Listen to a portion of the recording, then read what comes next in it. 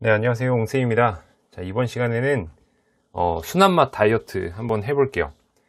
어, 일단 다이어트를 사실 하시는 분들이 굉장히 많아요. 다이어트는 평생 하는 거고, 뭐 내일부터 다이어트다, 이렇게 다이어트에 대한 재미난 얘기나 이런 것들은 많은데, 일단은 저는 이제 기본적으로 회원님들한테 식단표를 기본적으로 짜주진 않습니다. 짜주는 회원도 물론 있지만 거의 대부분 본인의 식단, 본인이 그런 생활 패턴에 대해서 굉장히 달라지는 경우가 많기 때문에 식단을 매일매일 좀 체크하면서 수정 및 보완하는 편이 좀 지금은 좀 그렇게 많이 되었는데요. 일단은 저는 개인적으로 이렇게 생각을 해요. 그 물고기를 계속 잡아주기보다는 내가 공부해서 내가 알고 배워서 직접 물고기를 잡는 법을 아는 것이 중요하다고 생각을 합니다. 그래서 일단 한번 순한맛 다이어트로 일단 한번 얘기를 해볼게요. 순한맛과 그리고 매운맛, 이렇게 두 가지가 있어요. 순한맛은 말 그대로 다이어트는 하는데 적당한 그런 아주 초보자와 한 중급 정도 단계로 이제 다이어트를 한다고 보시면 돼요. 이번에는 식단으로만 한번 얘기를 해 볼게요. 운동은 계속 얘기를 하다 보니까 자, 일단 다이어트를 하기 위해서는 본인이 식단표를 작성을 하든 아니면 생각을 하든 어느 정도 기준이 있으면 좋아요. 자, 그 기준이 일단 제가 첫 번째는 평일과 그리고 주말로 나뉩니다. 이 평일 같은 경우에는 이제 월요일부터 금요일까지의 식단과 그리고 토요일과 일요일의 식단, 이렇게 나뉘면 돼요. 거의 대부분 평일의 식단과 주말의 식단이 좀 다르거든요.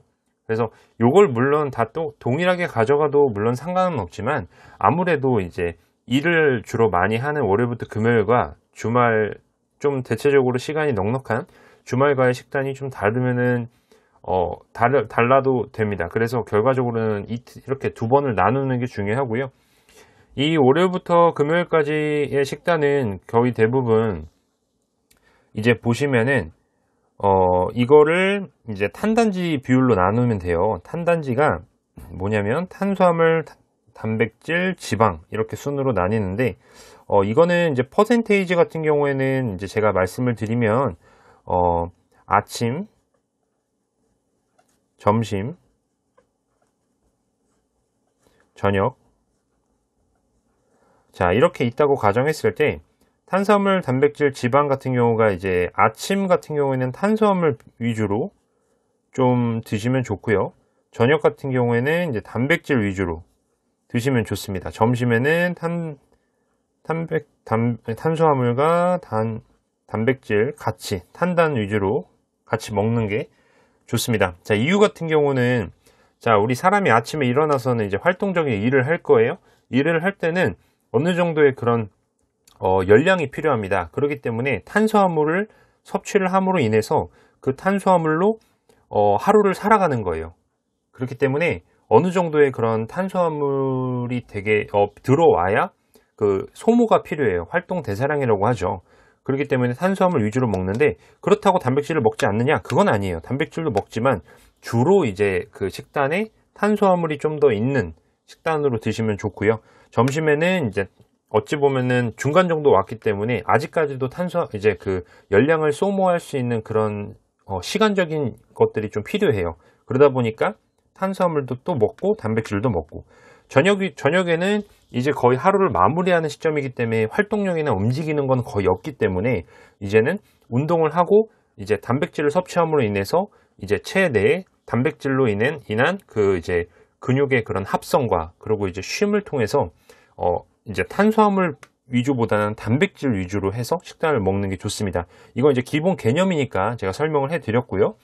자, 일단은 평일 같은 경우에는 다시 돌아가서 월요일부터 금요일까지를 하는데, 일단은 시간 같은 경우에 아까 말했다시피 아침, 점심, 저녁에 이제 이런 식으로 먹는 거예요.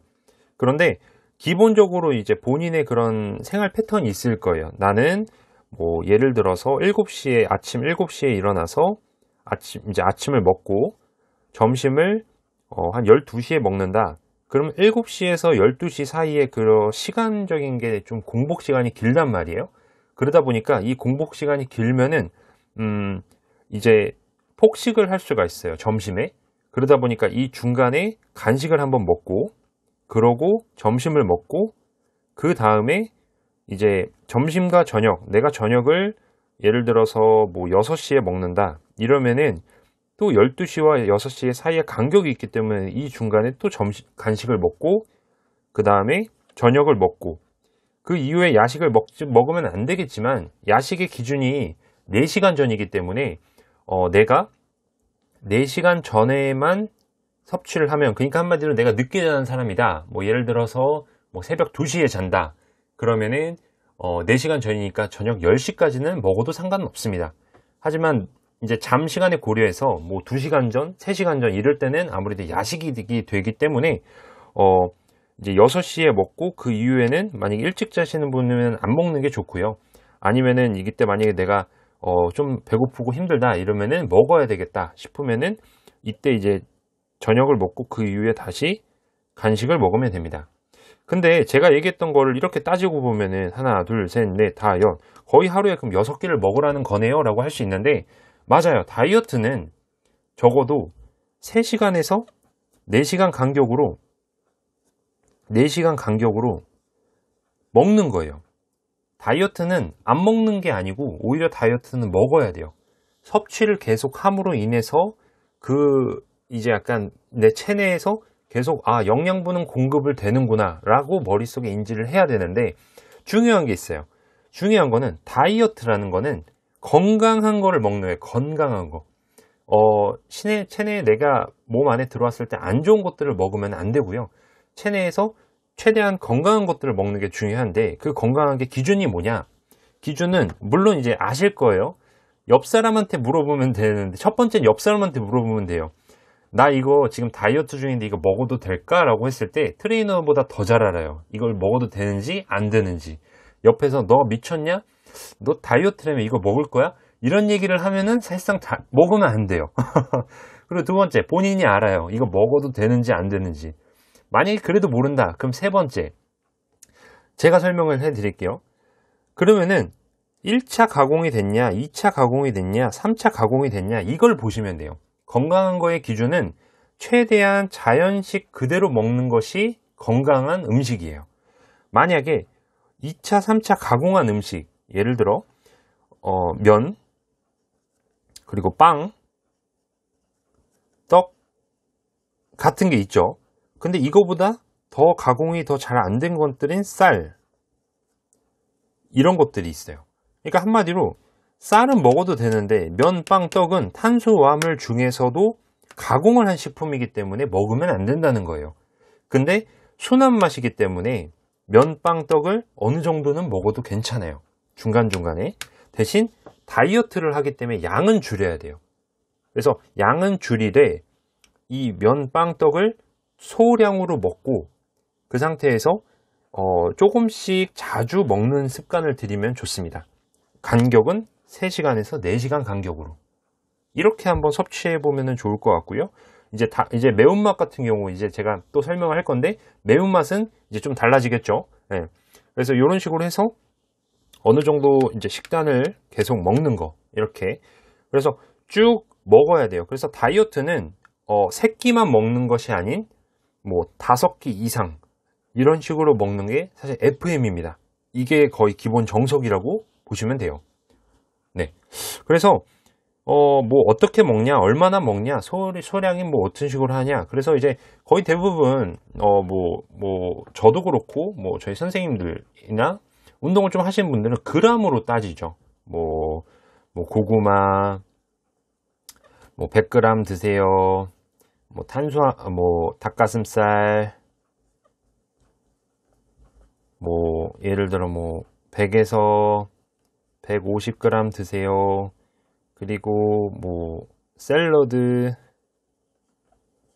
뭐 한 팩 드세요. 이렇게 돼 있는데 이렇게 계산을 해도 물론 괜찮아요. 뭐 이렇게 해서 뭐 지방도 뭐 치즈 같은 거 뭐 이렇게 한 조각 이렇게 되어 있는 거 있잖아요. 슬라이스 된 거. 뭐 이거 한 한 장 드세요. 이렇게 해서 뭐 한 끼에 뭐 이렇게 먹어도 상관은 없고, 이렇게 계산을 해도 물론 괜찮고요.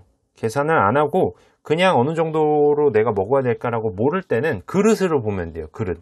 본인의 손바닥, 제가 좀 손은 좀 긴 편인데 아무튼 손바닥만큼의 양으로 그런 그릇으로 그 위에다가 이것들을 다 올려놓으면 얼추 돼요. 근데 이제 그릇이 너무 작은 거는 사실 뭐 그릇 몇 개를 더 넣어도 되고, 만약에 그릇이 너무 크다, 뭐 진짜 실제로 제가 식단을 보는데 막 원근법으로 엄청 멀리서 막 위에서 막 그릇은 진짜 조그맣게 보이고 막 그러는데 막 실제로 보니까 엄청 큰 막 이따만한 막 그릇이고 막 이런 것도 있었는데, 그러면 안 되고 본인이 생각했을 때 적당한 딱 그 사이즈의 그릇, 딱 그 접시만한 그릇 있잖아요.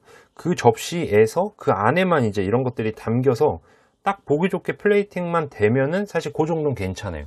근데 막 이렇게 막 2D니까 위에서만 보이는데 막 아래에서 보니까 막 수북하게 막 쌓여 있고 막 두께 막 이따만하고 이러면은 물론 안 되겠지만, 이런 것들이 그냥 한 접시에 한 안에만 딱 들어가 있다 라고 해서 그거를 이제 이렇게 먹는다, 이것도 괜찮고, 대신 중간중간에 그 아침 점심 이게 사이에 이거 간식 이 간식들은 소량이에요. 소량.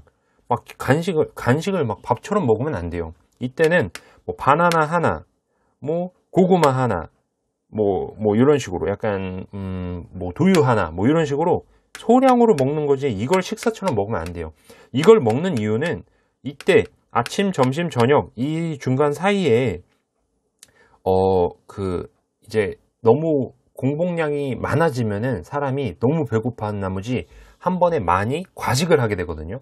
이제 그거를 방지하기 위한 하나의 수단이기 때문에 이거를 중간중간에 한마디로 브레이크를 잡아주는 거죠. 그래서 그런 브레이크를 잡아주는 식단이 좀 필요합니다.